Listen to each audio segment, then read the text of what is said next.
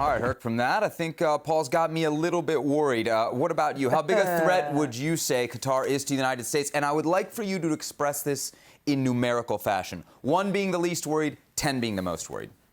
7.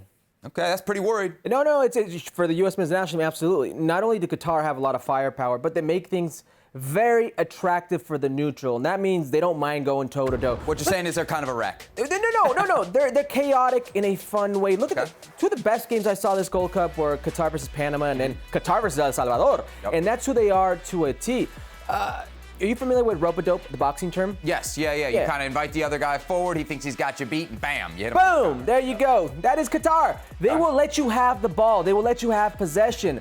They will somewhat be pinned in behind with their own doing by design. So when they win the ball, they explode. So they invite that high line that the U.S. men's national team loves to play. And all of a sudden, if you lose the ball, because we've seen the U.S. men's national team have a tendency to not prioritize possession in the center midfield and get sloppy with it at times. If you do that against this Qatar team, there are some ballers who can hurt you. Look at the names. Moez Ali, 4 goals. Khatem, 3 goals. You look at Afif and Roro, if I'm pronouncing that right, 3 assists apiece. They've got some ballers in transition that can really hurt you. So, yes, did I mention they're the champs of Asia? They're the champs of their confederation? Yep. Did I mention Felix Sanchez, their manager, has been with a bunch of these players since they were like U19s? This is a team that, by design, likes to make it chaotic, likes to make it an open game. All right, let's say at least what the odds makers are saying here. The U.S. pretty significant favorites to advance. If we're just going to advance, -215, Qatar +170. If you don't follow odds, that means the United States are pretty significant favorites. Still, I'm kind of with you. I feel this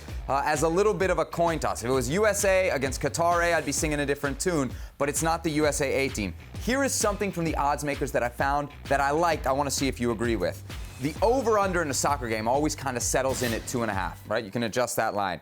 Over 2.5 here, Herc, +110. That sounds to me like a really good deal. I think this is going to be a game with a lot of goals. I think it is going to be open, free-flowing, but I know semifinals and finals specifically. But you get this late in a tournament, games kind of tend to get stale. What kind of matchup you think we get? I hope it gets stale for the U.S. men's national team. That's better for them. Yes, absolutely. Yeah. If it's over the 2.5 marker that you just put down, the U.S. men's national team is in trouble. Look at the games that they've won in this Gold Cup, 1-0 games. Yep. Okay, they talk a lot about the resiliency in that camp.